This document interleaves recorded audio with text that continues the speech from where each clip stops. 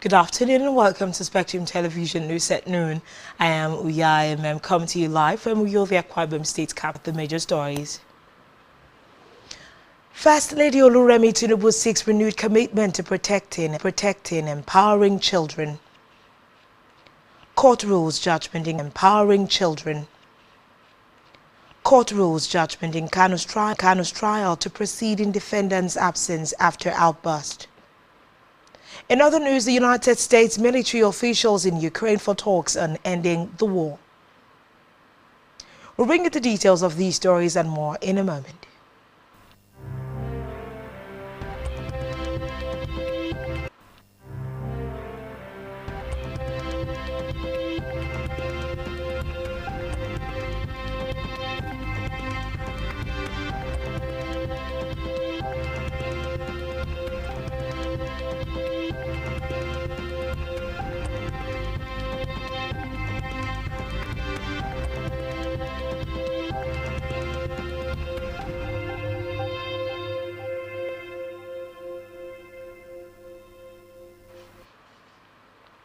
Good afternoon and thanks for joining us.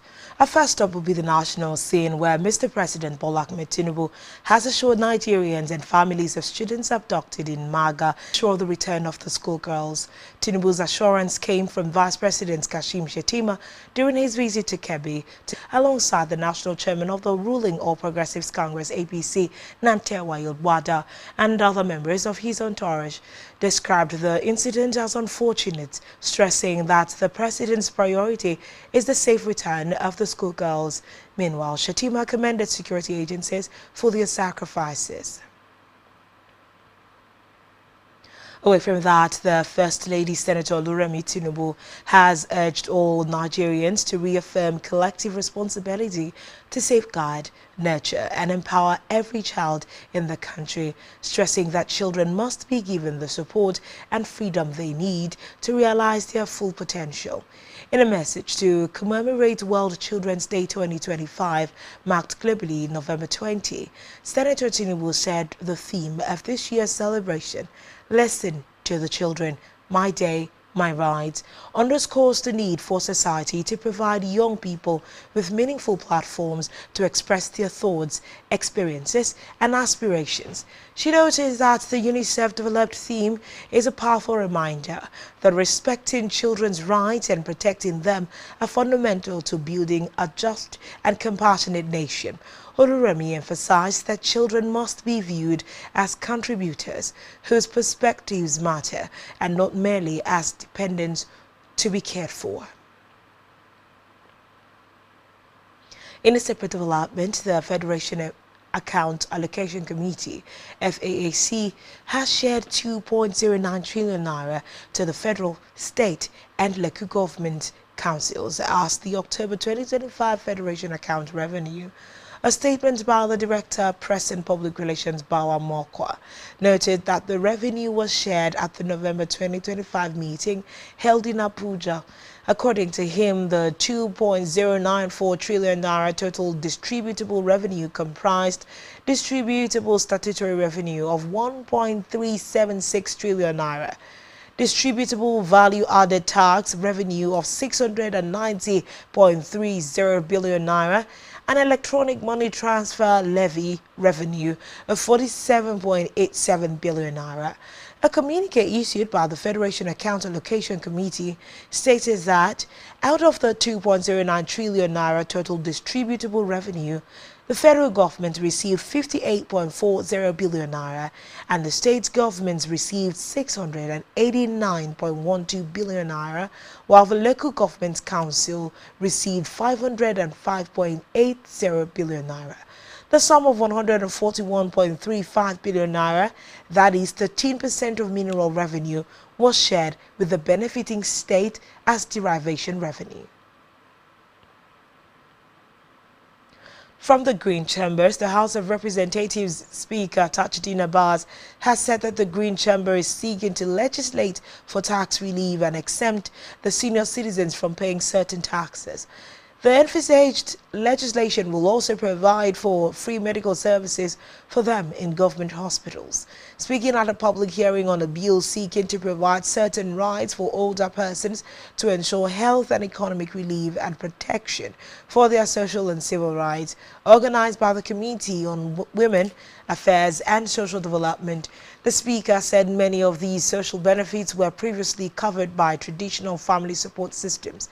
Abbas said the House resolved to provide a formal legal structure that would protect the aged from abuse. The House of Representatives has taken steps towards amending the 1999 Constitution to further reduce the age for those willing to contest elective positions across the country. As part of the efforts, the House passed for the second reading a Constitution Amendment Bill to reduce the age for qualification for membership of the Senate and Office of the Governor, sponsored by Martin Etim and 24 others. The Constitution currently sets 35 as the minimum age for candidates wishing to contest for the senatorial and governorship tickets, while the age for those contesting the House of Representatives seat is pegged at a minimum of 25. Leading the debate on the general principle of the amendment bill, Etem, who is representing Urafong Oruko, Urongoko Federal Constituency of Akwa Ibom State, said the age threshold for higher offices restricts the political advancement of young Nigerians. The lawmaker argued that the existing gap of 10 years between eligibility for the House and the Senate or governorship limits the progression of young legislators who begin their careers early. In another development, the 36 governors across the states of the Federation, under the auspices of the Nigeria Governors Forum, the NGF, have restated their commitment to aiding efforts at strengthening subnational support for gender equality and social inclusion. The forum's chairman and Kwara State Governor Abdulrahman Abdulrazak gave the assurance in Abuja while announcing the establishment of a new Gender Affairs Department within the NGF to strengthen sub-national support for gender equality and social inclusion. A statement by the NGF's Director, Media and Strategic Communications, Yunusa Abdullahi, said Abdulrazak spoke while inaugurating the Community of Practice COP for Commissioners of Women Affairs. The NGF chairman said the initiative represents a turning point in the country's commitment to women and girls, adding that it is a remarkable milestone in Nigeria's commitment to gender equality and the empowerment of women and girls. The governor said that states needed to collaborate and ensure the program's success. We move on now to judicial matters, where Justice James Omotosho of the Federal High Court, Abuja, has said that the judgment in the trial of the self-acclaimed leader of the indigenous people of Biafra, IPOB, Nnamdi Kanu, will be delivered in the defendant's absence. Omotosho gave the ruling during the resumed trial of Kanu today, following what he described as Kanu's unruly behavior in court. The judge had earlier ordered the IPOB leader to be removed from the courtroom after he became unruly midway through proceedings today. Omotosho had ruled and dismissed 3 fresh motions filed by Kanu after the case was adjourned for judgment and dismissed them for being unmeritorious. Now to the continent of Africa, where with just a few days to go to the first ever G20 Leaders Summit in Africa, South Africa's security cluster says it is ready to secure delegates from around the world. The acting Minister of Police and the National Police Commissioner rallied troops at a parade in Soweto, said they must act decisively against troublemakers. Meanwhile, the Police Commissioner General Fani Mesmola told officers that the country was depending on them for the summit to go off smoothly.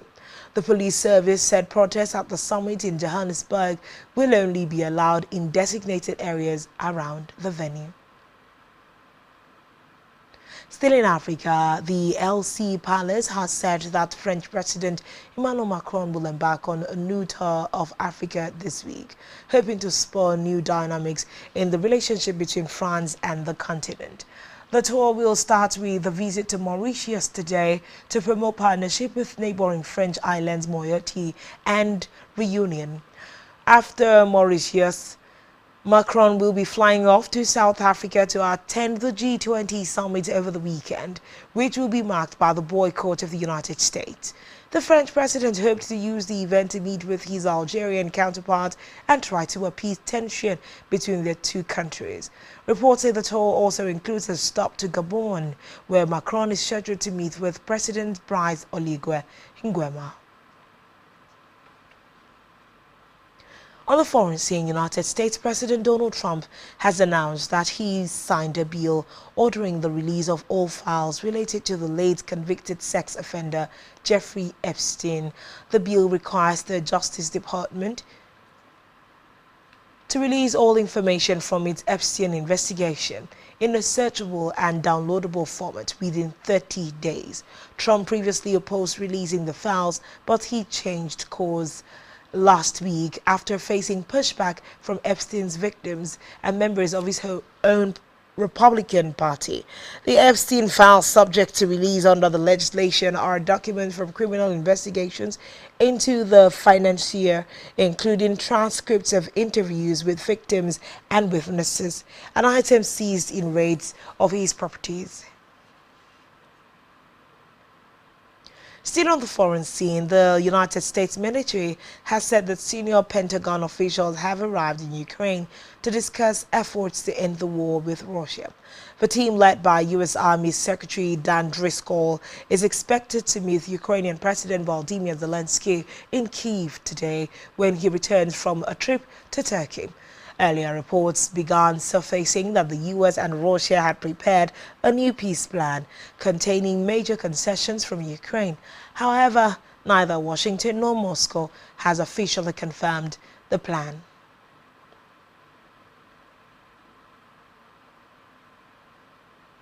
Still to come in the news. Super Eagles move to 38th position in latest FIFA ranking.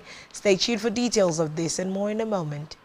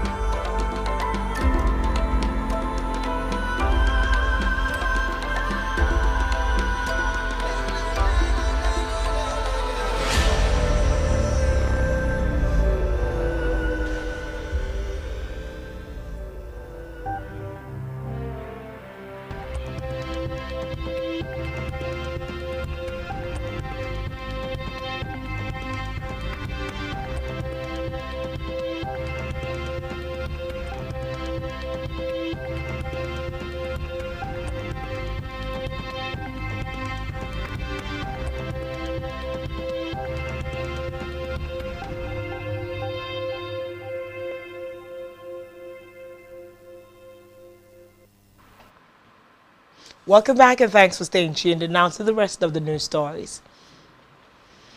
In the world of business, the chief executive of the Nigerian Upstream Petroleum Regulatory Commission, NUPRC, Gbenga Komolafe, has said that the commission approved about $20 billion worth of field development plans in the last 10 months, in line with its ongoing reforms to boost oil production and attract fresh investments into the sector.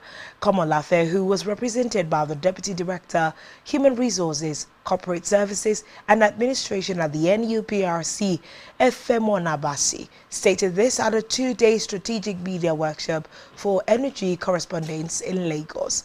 Speaking at the close of the workshop, Komolafe said the engagement underscored the high value in which the NUPRC holds the media, given its strategic role as society's watchdogs and the stewards of public trust on information dissemination.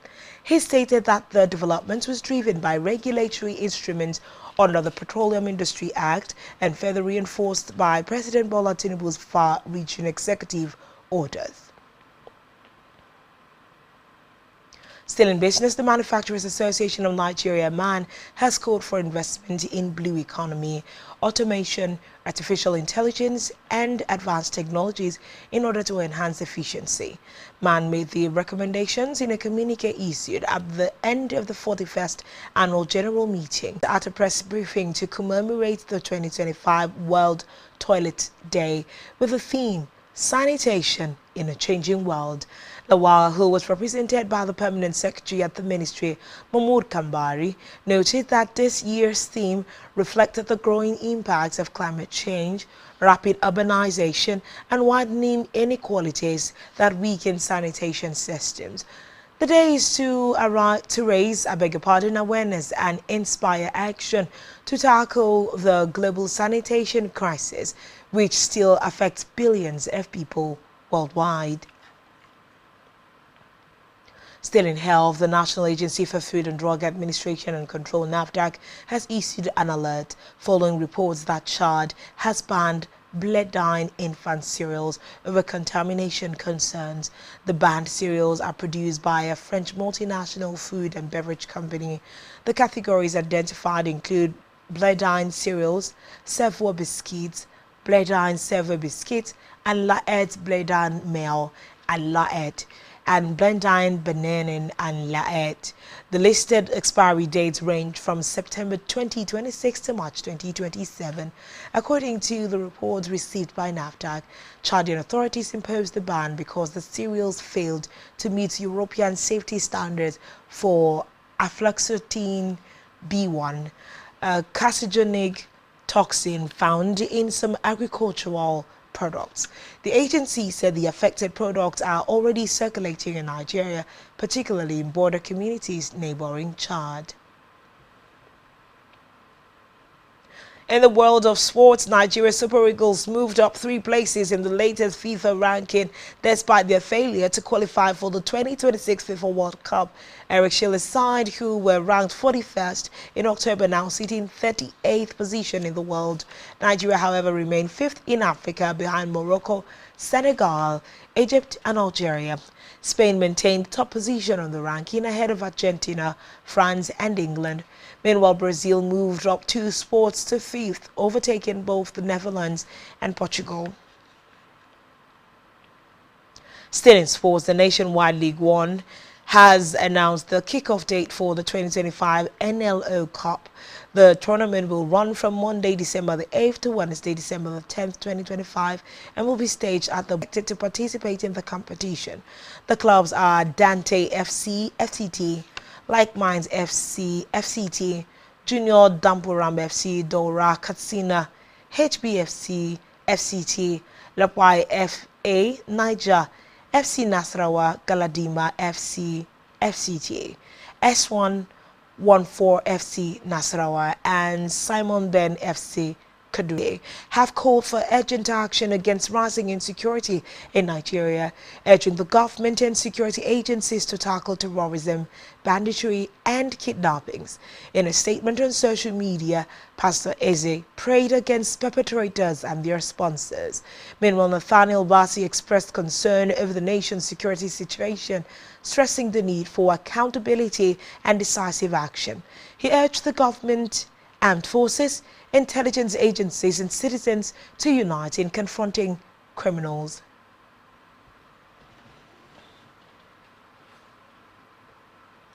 And that's all we have on this news bulletin. Do well to follow us on social media. Subscribe to our YouTube channel, all of which you can find on our website, spectrumtvlive.ng. This has been Spectrum Television News at 12. Thanks for watching and do enjoy the rest of your day. We are Imam. Good afternoon.